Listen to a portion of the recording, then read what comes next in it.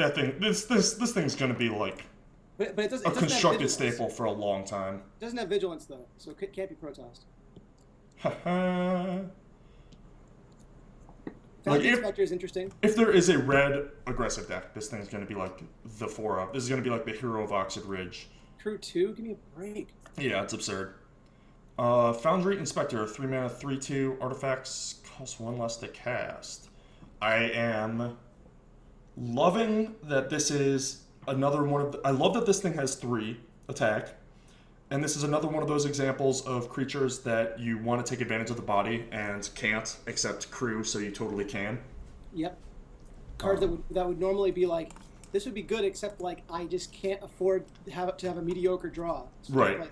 Yeah, it's like when they did the draft and the rich people were like, I'll pay you $100,000 to go in my stead. Yep. It's like that, except magic. I like the Foundry Inspector, and you can almost feel him going like, oh well, actually. Technically. It's 5 minutes after break. Look at the clock in his hand, for God's sake. I wonder if this thing is going to be in my Crazy Storm deck. Well, I know it's good with Sensei's Dividing Top, so it's... Sensei's what? Sensei's Dividing Top, for Storm, and, for all those legacy decks that involve 1-mana artifacts that I build. This is definitely... pretty sure Ethereum Sculptor is going to... Yeah, I'm pretty sure Ethereum Sculptor is going to be a little... Yeah, but if I want to build like a creature-heavy version... Top Storm aggro. You see, and not many people think of this stuff. Girapor Orrery. Oh, this is a reprint also, isn't it? No, that was the Dalkin Orrery. Oh, okay. 4 mana. Each player may play an additional land on each of his or her turns. At the beginning of each player's upkeep, if that player has no cards in hand, that player draws 3 cards. Yeah, this is Oath of Scholars, basically. It's got this weird effect to it where, if both players can't get down to the felt, you're gonna fuck up your opponent. Well, this reminds me a lot of Fever Dreams. What's that card called? Fever Visions is one of them. Like it's where it's one-sided because of the nature of your opponent's deck. Right. But this thing lets them get out from under themselves, and also doesn't kill them. What is it? Bottled Cloister, kind of like similar in nature, but the playing 2 lands a turn is awesome. But giving your opponent the ability to play 2 lands. Yeah, this is classic. This is classic. Like clear the land in the fundamental turn. Like this thing looks so much better than it is because people vastly underestimate how devastatingly backbreaking it is that your opponent can also play additional lands. Rites of Flourishing had a home, but not very many of them. No, there are Turbo Land Time Walk decks in Modern that go out of their way to not play Rites of Flourishing. Like, that is a card designed for exactly that deck, and they still don't necessarily want to play it because it benefits the opponent too much. Like, that's bad. Yeah, this card's not going to see play, but it will see play. I mean, it seems more of a casual thing, but... Right, I mean, people will play this card. It also, like, it's not Jeeves, like, because you have to have none. It doesn't say, like, draw up to 3. Getting down to absolute 0 is not always the easiest. Yeah, unless you're hell-bent on it. Glassblower's Puzzle Knot. 2 mana, enters the battlefield, scry 2, get 2 energy. A little expensive. Okay, so this is a thing that can make energy but not use it. But you get to scry 2 twice as your... I mean, this thing is only playable if you care about energy a whole lot or care about energy a little and artifacts a little. Right? So, but like, it doesn't really like, it doesn't get me there. I don't believe that you can use this card. Like, there's just no way that the investment is going to be worth it. Why? I don't know. Like, there's a 1 mana card that gives you 2 energy and a card back, and this card doesn't get you your card back. I mean, I think scry 2 twice is worth about a card. Oh, that second ability is really expensive. I mean, if it's blue at instant speed, it's practically free. I right? think this has the cataracts problem. I think like it's just like the value is so hard to actualize. I'm not saying that this is like, flagship. I just think that it's playable. I think that I'm not going to construct with it. it's not tumble magnet, but I think I see your point. Like I don't think it's a card that's like that has a home, so it deserves consideration in like very specific decks. I think it's more. I think it's less like that. This reminds me of Crystal Ball. Crystal Ball was a card that had everyone confused on how playable it was. Crystal Ball was amazing contextually. Yeah, And I think that if Crystal Ball were in this set, it would be borderline unplayable. it would feel it always felt better than it was. You don't realize like how good it is to have a different card than Crystal Ball and just your regular draw steps. Like you never get to see what that looks like. True, and also people just like played it in every deck because it was colorless, and controlling your the draws is turn always good in all felt colors and really all good decks. when you're using it. Yeah, but the investment and time were not evenly distributed among decks that could utilize it, and I think that if you're conscious of that and like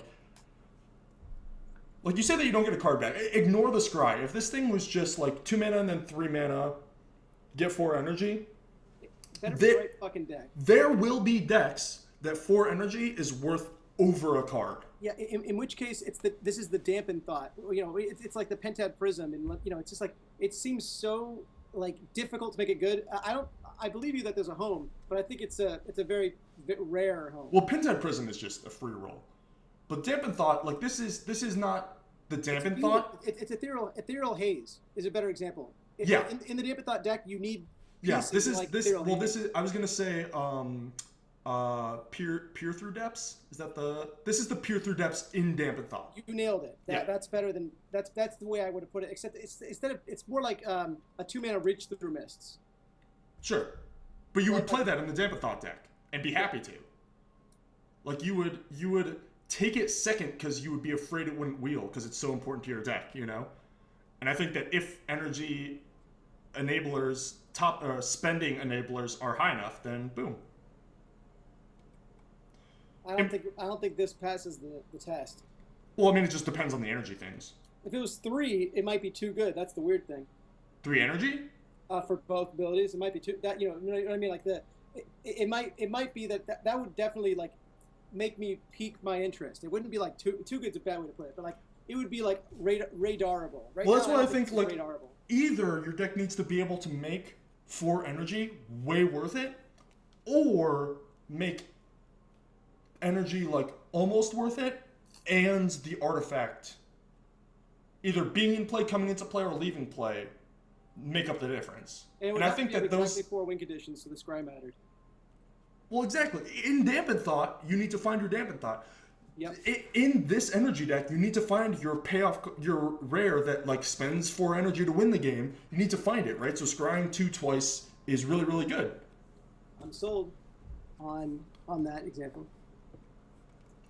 Inventor's Goggles. 1 mana, equipment, +1/+2. Whenever an Artificer enters the battlefield under your control, you may attach Inventor's Goggles to it. Well, time to be on the lookout for Artificers. But, Searching for artificers.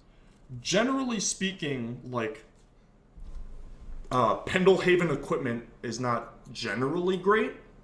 There's a specific card that Craig Wesco and Tom Ross were talking about, where it was like a 2/2 for 1 white and 1 with like some ability. But whenever any creature you control is equipped, it gets +1/+1, and it's an artificer itself. So like turn 1 this, turn 2 that is like a 4/5. Sure. So like, and then you have residual value after that. I think that's not really a large selling point, but it certainly It is to Wesco.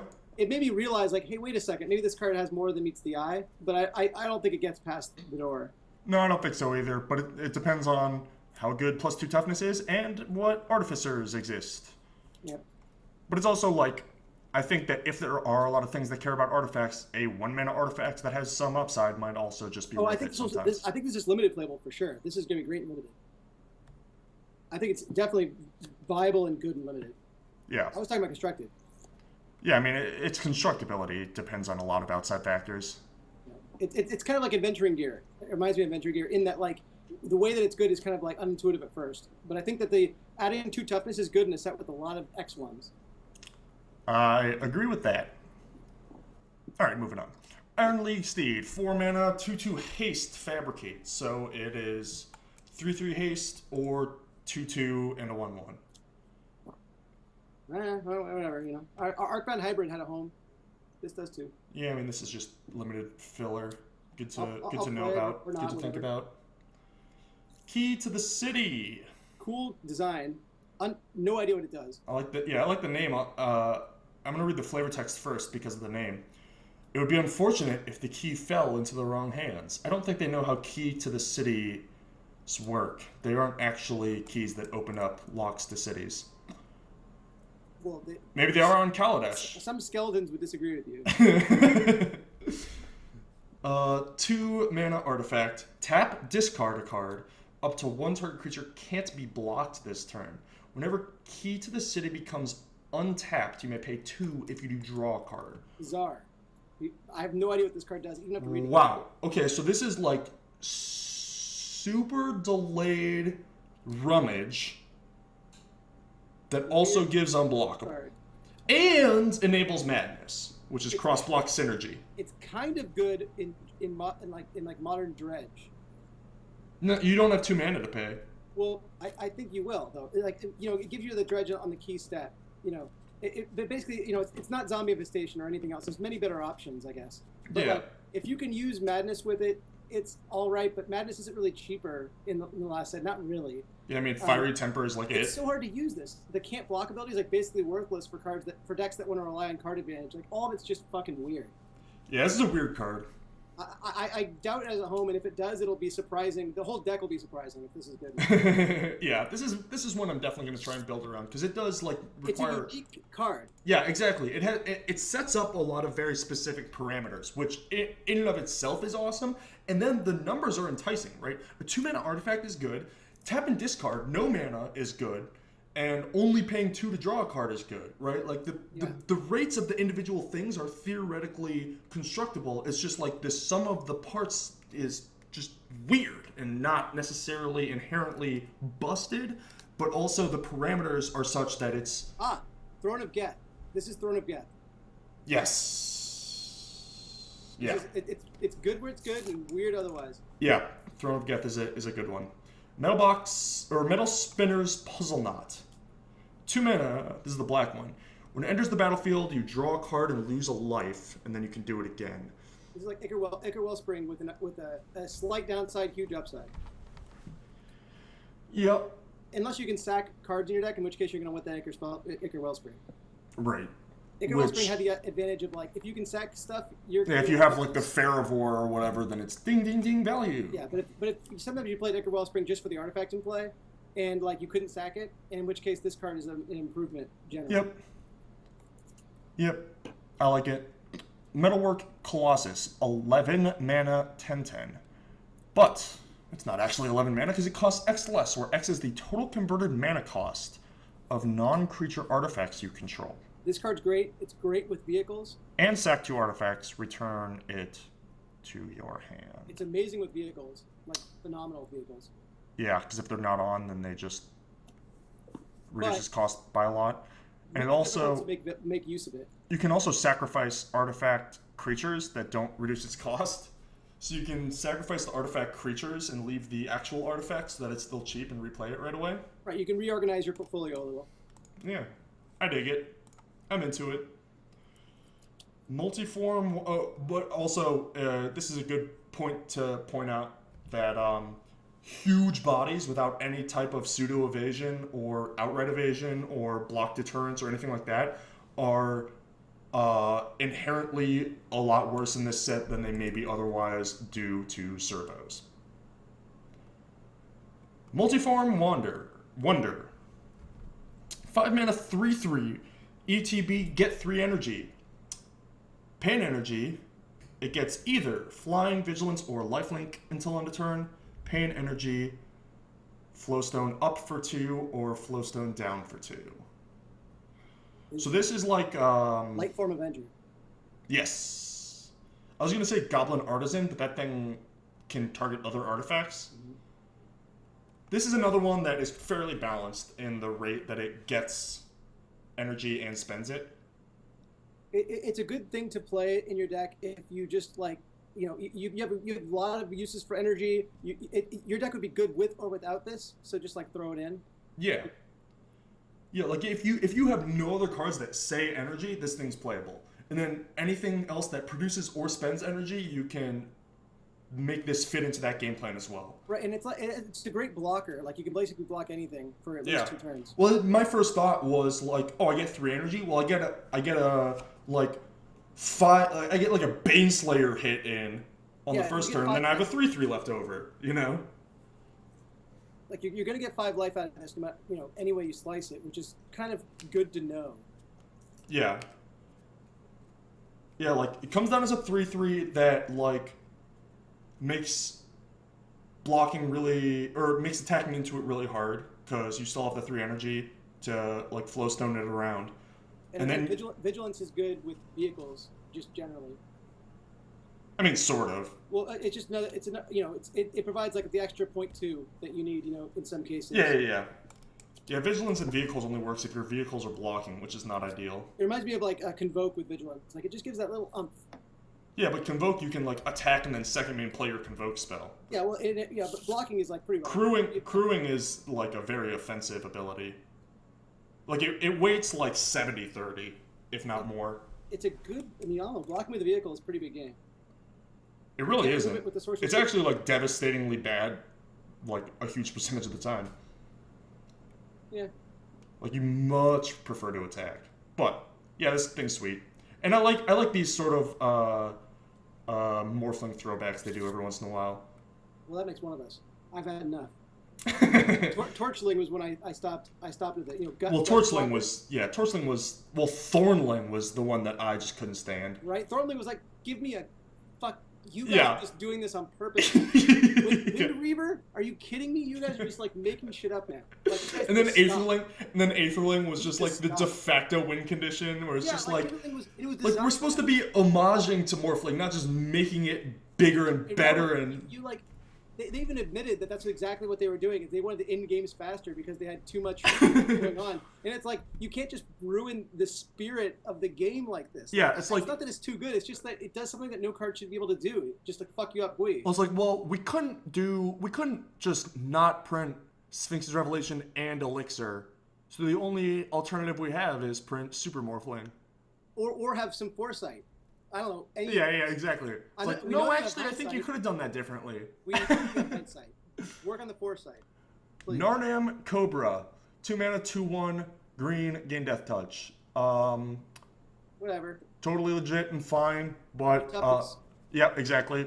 This is one of the things I'm going to look at. We already talked about Oval Chase Dragster, Panharmonicon.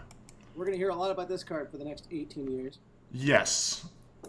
Also, I printed that because, okay, so this text box, I'm going to read it aloud. I'm going to need a drink of water first. Yeah, that's a good idea. The name, again, is Panharmonicon. If an artifact or creature entering the battlefield causes a triggered ability of a permanent you control to trigger, that ability triggers an additional time. Now, once you read it and sort of process it, then you can shorthand it in your brain.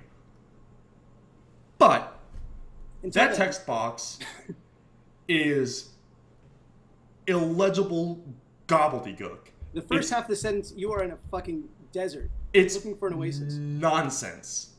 Even the name, it's just everything about this card. It's better fun. When it's going to be good, it's going to be good in a way that you don't want it to be good in. Every set, there's just one card that I'm like, if I was king of the universe, this card would never have made the final print.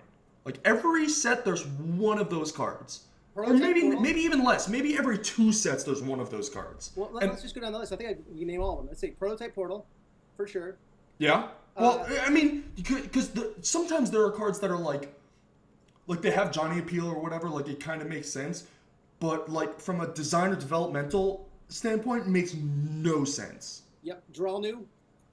No reason for that card. Drawnu was a weird one. The the only one that's coming to mind right now, because obviously I'm gonna forget all of them when the camera's on. But Ambush Krotik. Ambush Krotik is Who? What? exactly is my least favorite design of possibly of all time and definitely of the past few years. And I have lots of reasons for that, but nobody cares enough for me to actually talk about it, so I won't waste your time. But this is my card of that for this set, and that's okay. Thing is, I don't actually hate the card. It just doesn't need to exist. I enjoy. No, I agree. And also, like, enable something. just fucking, just like, sit with a rules guy and figure out how to say this better. This card has a certain opalescence to it, you know? Yeah. Yeah, totally. Like, this is one that is just, it's such gobbledygook that you know it's going to be on a judge test someday.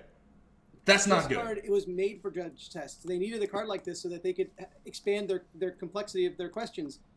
This was a plea for the judges. Please print that's this a so we have niche market. That's the nichest of markets. All right, we need to move on. Perpetual Timepiece. 2 artifact. Put the top 2 tap. Put the top 2 cards of your library in a graveyard. 2 exile it. Shuffle any number. Oh my god, this is just like bad. Well, this is like worst relic ever. Like Gaia's Blessing. No, I'm not targeting them. Oh, oh no, you can't even target them. It's yours. The Shriekhorn has this beat every way you can slice it. Both abilities don't work together. What? Like if I'm playing this to target me, I'm not using the second ability ever in a million years.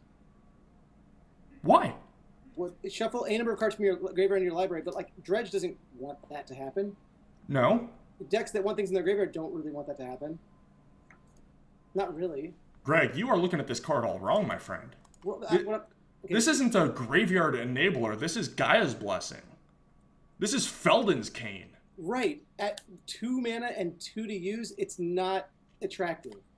Felden's Cane would have been played if it cost 5 mana. Oh, okay. Look, I understand Deadly Insect at 3 mana or 8 mana. Just play something that can win the game. I get that. It's going. It's not even that. It's not even that. It does this in standard. It will. Dude, this is the Baron. This is the Baron card. Now I understand. If this is the only card that does this in standard, it will see play, no doubt about it. However, I fucking hope. This is the only the Baron card that does something else. Not, it's the best millstone I've seen in a while. I'll put it that way. I mean, it's not because it doesn't kill them. Oh, I thought it targeted. No, it's all you. Now I'm in that little. I mean, I'm not. This is not an exciting card. This is just like a. No, it's not. Put this on my fucking. It's not exciting, but like. We put a post-it note on this page. You know. Yeah. Know it's there. Andrew Cuneo, Adrian Sullivan, and I will all build a deck with one of these in it. Whether with Sharpies or otherwise, sure. Yeah, it's gonna happen. So you can't just like write it off as a card that doesn't exist, because that's exactly what they did with Elixir. You'll misspell Timepiece at least once in the next 2 years. If I play enough Magic to, I will, but I don't play that much these days. I just talk about it. Me too. It's the worst being an adult. I wish I was more sad about it too. That's the real fucking problem. Yeah. 3 mana for a 2/3 is the Prakata Pillarbug. Devil Wears Prakata. Prakata cheese. This thing looks like a house centipede. Yeah, it looks like it's from 101 Dalmatians. Like, oh no, it's Beauty and the Beast, the Ottoman from Beauty and the Beast. Yeah. Except that thing was like a dog, right? In that version. As if like the book and the Disney movie are equally known and accepted. They're both wonderful. Listen, man. It's just a 12-year-old kid for saying bye to a stranger. What? All right? This woman comes up to the door. This 12-year-old kid answers. Woman's like, "Could you like let me sleep here for like a week?" And the kid's like, "I don't even know you." And then she turns the whole castle into fucking walking monsters. I don't get it. What's this fucking angel's problem? I've had enough. Okay, I've had enough. This beast has suffered. Oh, brother. So anyway, This is the black one of the cycle of artifact creatures. 2/3 for 3 is a totally fine price point, and then black is lifelink, which is probably the worst one of these abilities. Yeah, not a fan, but it'll do. Prophetic Prism. I know this one. I love it. I like this new art. Great card.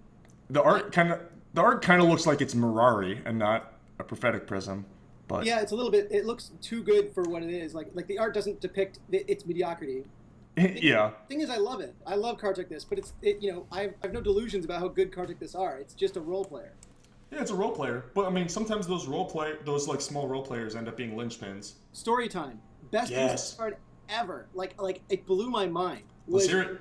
Owen played this in the sideboard to counteract Spreading Seas in Jund Standard. Yeah. It was genius. Yeah, it was awesome. It fucking bent my mind in half. Like, this guy is at a different level. Like, Yeah. it's totally a different level than I am. This is not draw a step, like, Bituminous Blast, hoping to hit Lightning. Like, that's pretty smart. That's, like, beyond the pale smart. Yeah. Yeah, turns out Owen was pretty good the whole time.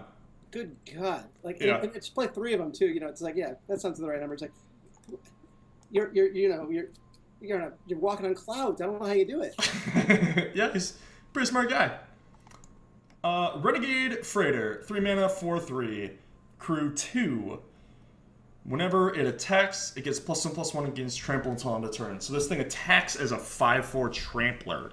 Right. So this card is going to be the card that it's going to be rewarding people that take cards that are really super viable in vehicle builds. It'll go like somewhat late in draft, maybe. It's hard to tell if like every deck will want this card. So like it's going to be an archetype rewarding card in draft. I agree. Also, this like puts another bullet in, as if it wasn't already inherently clear that it was so much better to be attacking than blocking. This one just says it on the card also. Yeah. Make sure you attack with this guy. Yeah, they don't want you messing up with this one. You're gonna love it, man.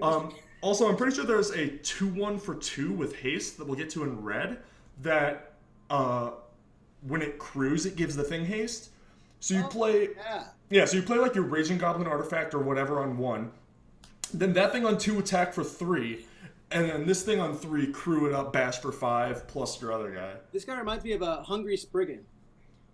Yeah. It's good in the right deck, bad elsewhere. Yep. But you're gonna want it in the deck it's good in. You're gonna fucking want it. Also, this is elephant version of Thomas the Tank Engine. Yeah, it thought it could, for sure. Scrap Heap Scrounger, 2 mana, 3/2, cannot block. It 1B. thought it could. What? No, sorry. So Scrap Heap Scrounger. This card is like deceptively bloodgasty. 1B, exile another creature card from your graveyard, return it from your graveyard to the battlefield. Instant speed, and comes back untapped. It's just a cool card. Like Affinity barely doesn't want something like this. Like it's the kind of card that like in the right Affinity builds would be like a good way to like stay in the game. Yeah. It's super interesting. I don't know if this card's actually good or not, but it's like if this card isn't good, I want to know exactly why. Well, I mean, the like amalgam decks and stuff in standard already exist, and they pretty much only lose Jace in the rotation, which is a big loss, but also they get a whole set. Yeah, they have to rely on damage versus like board viability. You know, Right. like they have to rely on aggression. Where before with Jace, they could rely on like a half control aspect, Right. which does suck. I mean, that angle was important because the decks that want to attack that deck now can do it with much simpler strategies. Right. That said, this card just feels like it's just not playable enough. But like, No, I think it's playable. I mean, I want it to be really good. And like Bloodghast saw play in standard. I want it to be like really good because if this was printed like 7 years ago, it would be bananas. Yeah, I mean they were playing like Nether Spirit and shit 15 years ago, 20 years ago. I'm from the time where cards like this are not allowed to not be played. Yeah. I'm from a time where this card's like beyond, you know. Like, Great Power Van in the chat says it can't block though, so it doesn't matter that it comes back untapped, but it can crew, as Element of Zero pointed out, which is the important part. Whoa. I mean, I know it's a rare, but in limited, that's fucked up. Yeah. Because you can like sack it and bring it back and crew multiple stuff if you have like a way to do it.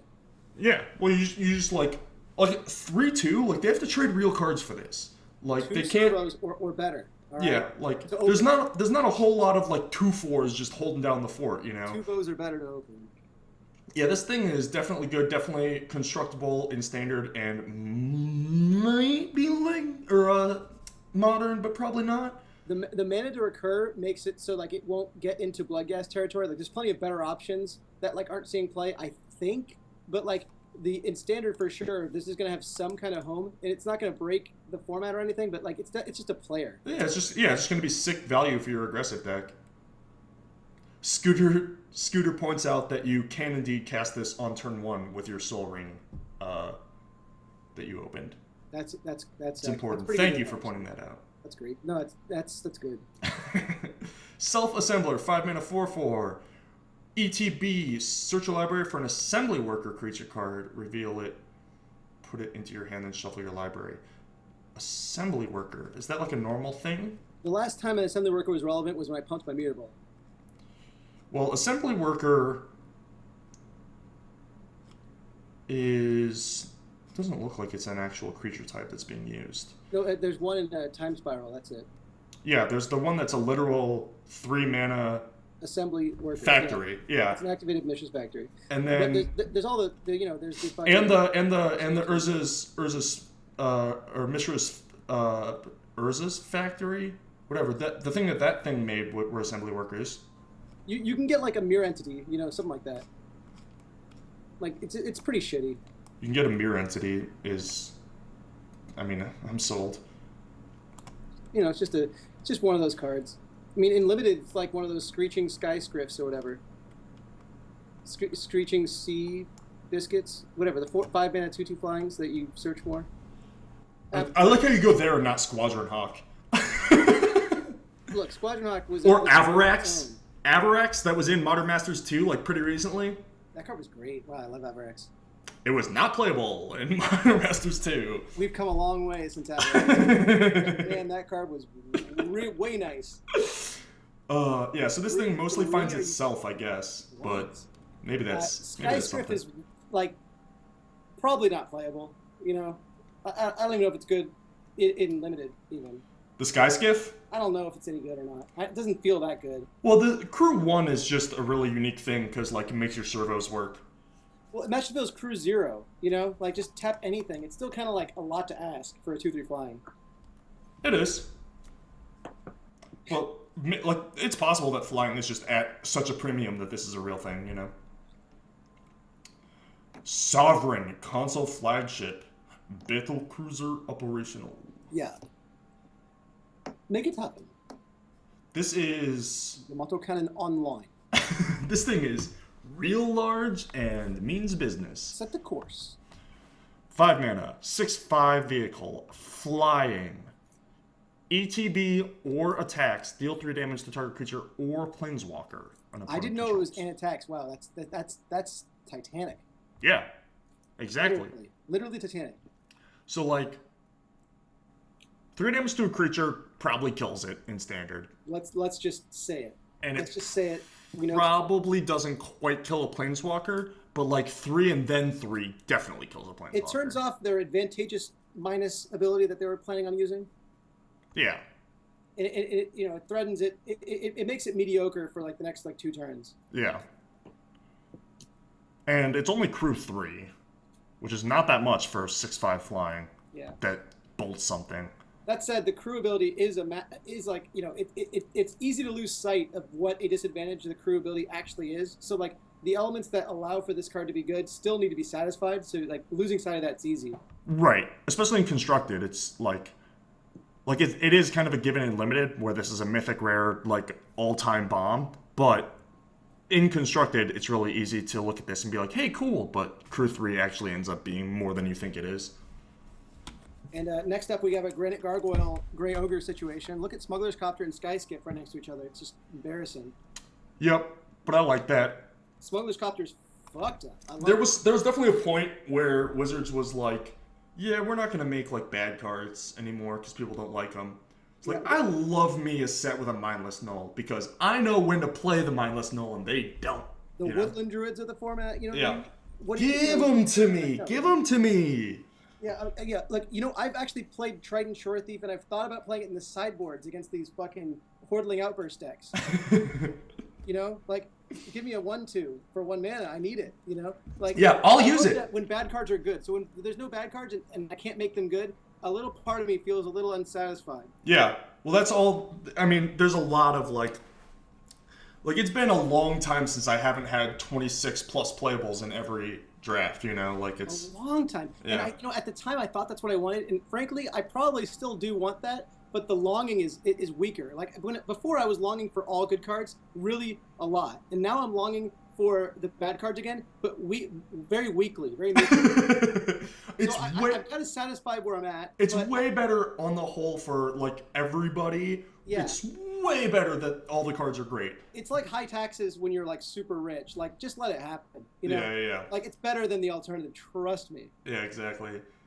So Smuggler's Copter, it is indeed a rare, not an uncommon.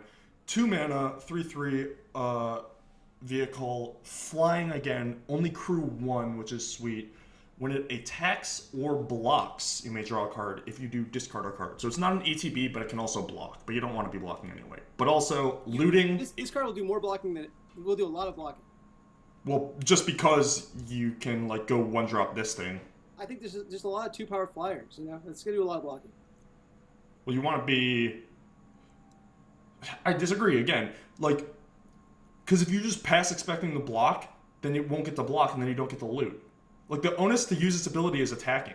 I'm saying it's going to do a lot of blocking. Like you'll be in situations where you'll need to block their flyer. You're on a lower life total than they are. I'm saying, like, it's a role player in that. And I'm saying in that situation, I'm gonna attack and loot and hope I draw an answer. If you're at 4 and they're at 20, you're gonna want to block. No, I'll attack. Hope I draw an answer. If I don't, I'll take 2 and then try again next turn. That's contrarian, and you know it. Listen, looting is busted, blocking is terrible. Moving on. Snare Thopter. Yeah, you don't 4 want to mana. go Sky Whiff for sure. 4 mana, 3/2 flying haste. Sure. No thanks. I mean, totally just limited filler, and also it does kind of look like flying is at a premium in this set, which I like. Was Sonai Drake? What was that card? I don't know, man. You know what I'm talking about. The one from Alara Reborn. So yeah, it was a 3/1 flying haste for like 1 black, and then a hybrid blue red and 2, and like it didn't see much play. It was only okay, and like, this card looks better than it is.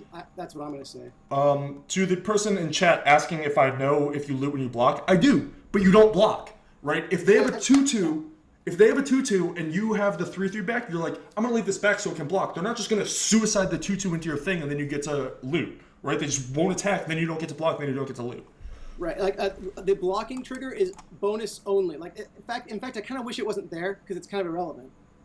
Yeah. It very rarely comes up. It's like weirdly tempting. Like a poorer player or a less experienced player will be like, oh, I can block and do this, and then they just won't get attacked into, and they're like, shit, I wanted to loot.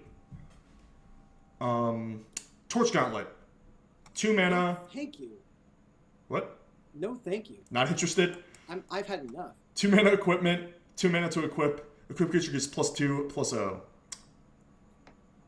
Yeah, not great. Not great. Scooter says it only comes up during alpha strikes, but if you're getting alpha struck, you're probably dead. World Fast Monitor, 3 mana, 3/2. Oh, this is the red one. Like you said, this is a crew enabler for sure. Yes. Also, I like the numbers 3 and 2 for Menace specifically. Yep, it's got that. It is a Nightrog I can get behind. Sure.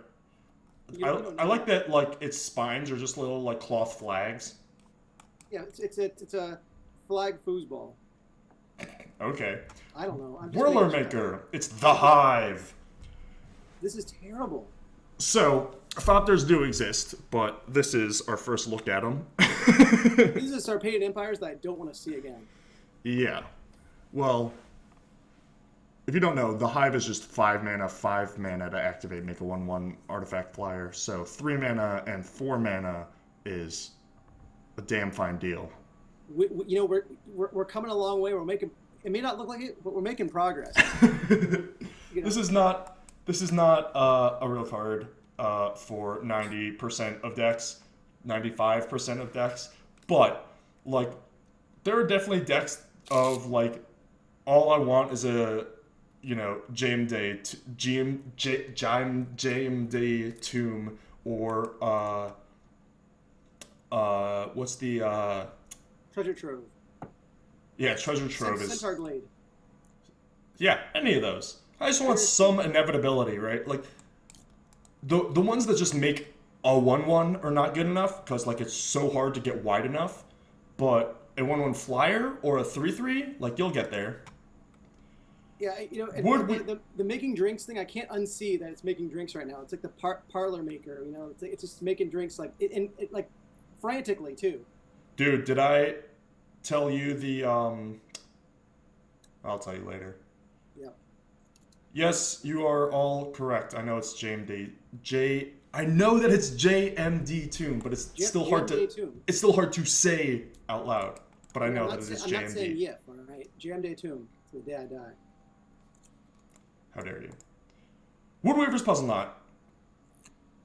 This is the green card one. Gives you some energy. If you want it, you got it. Yeah, so this is another card that basically just makes energy. Gain 3 life on both activations is fine. You know, like bounce it reliably. You but got like some value there. 3 life twice is not worth a card. So you have to make the energy worth the card. Right. Well, I mean, it's really better than the Scry 2, I think, if you're trying to do what you're trying to do, because the energy way outvalues it, and the life is debatably more relevant. Depends, you know. I disagree because, generally yes, but I think the Scry is too important because you're gonna be a deck like you need to draw one of your 2 copies of card X. Good point. However, again, it gives you a whole other energy too. So like if you have enough of these enablers in your deck, which you probably should have in a lot of these enablers, you're going to be all right. Listen, Greg, I'm not trying to argue that 2 is bigger than 3. I'm trying to argue that or that 4 is bigger than 6. I'm not arguing either of those against you. I'm arguing Scry in the context of limited energy. I'm arguing Scry 2 and Scry 2 is worth more time than Gain 3, Gain 3. I wasn't really on board with the Scry one, but I could see your point. I cannot see this in any way that this is not just better, other than the fact that maybe blue is a better energy deck and green's a better energy producing deck. Right. Well, there's that, and there's also just like maybe this is a bad. You don't even need the energy because you're already green, and green creates energy on accident. But like if you have a deck based around your like Thermo Alchemist Weaver of Lightnings, finding those like ASAP is way more important than having the like half of an extra thing and 6 life. I disagree again because if you have enough density, the Scribe doesn't really become important. It doesn't become like necessary to have. Density means 2 things though, right? Because there's density of the enablers and there's density of the payoffs. And I'm saying the payoffs are going to be rare enough. Your enablers? I'm sorry. How fragile are your payoffs? I mean, I don't know. We're looking at the set for the whole game. We're looking at the set now. I don't know, but finding them is going to be crucial. And I imagine that the payoffs to make an energy deck worth it, to play a deck where either of these cards are playable, since they don't give you a card back. To play those decks, you have to have the payoff be really high, right? And a card where the energy payoff is high has a much higher likelihood of being a higher rarity and thus less likely to have like multiple copies in your deck. I hear you. I'm more on board with your side now, but I still like, in principle, I think if this was like 3, if there was no color commitment involved and you're just comparing them on the face of it, I think more often in a deck that like wants this card, I think that the life and the Scry are, not far enough apart to justify the loss of an energy in okay. Scry. You're stupid and wrong, and also I've been that for a while. and also like you're gonna know ahead of time whether like blue or green is where you want to be, right? I think if you're deciding between these two in draft versus deciding between these two in deck building is going to be a totally different decision. Right. Like you'll know which one you're going to play by the time you're building. But like if you're in draft, it's going to depend. In which case, I think. But I think it's pretty rare. I think it's pretty rare that you're going to be like, I know that I am red, and I have to decide whether I'm green or blue, and then these 2 cards are in the same pack where one of them is your pick. Like that's such a small percentage of the time. Whereas it's going to be more often like, I know that I'm red and probably blue, and then I have these, and it's not even a decision or whatever. You remember Golden Urn, right? Oh, yeah. Okay, Golden Urn turned on Metalcraft. It was better than it looked. The life was like somewhat relevant, and it provided the weird inevitability. Now, this doesn't have all those pieces, but in my opinion, it definitely has this. It enables and gives time. So Scry gives you the card earlier. This gives you the card.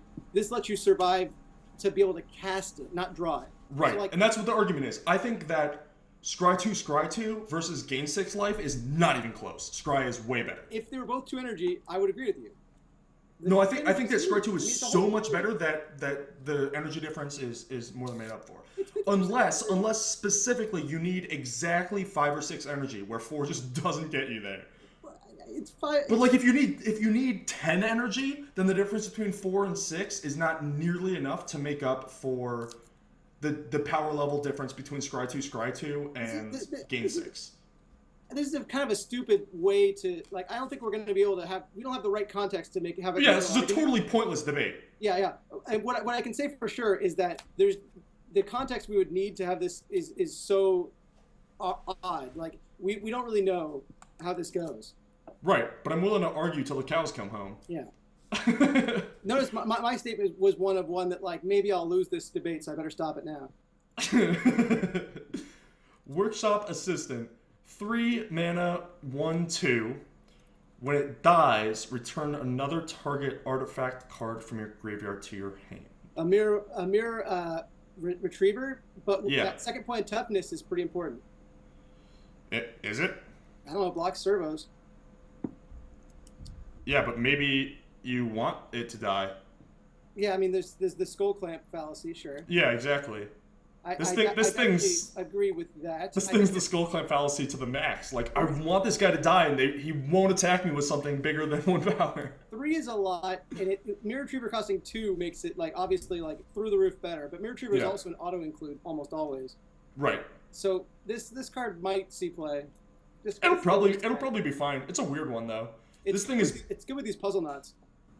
Yeah. Well, yeah. This thing's begging to have artifacts that like generate value by like going to the graveyard rather than just like sitting and play and accruing value because you need something to get it back. Like, so creatures that trade off are going to be like the number 1 way, but also things that sacrifice.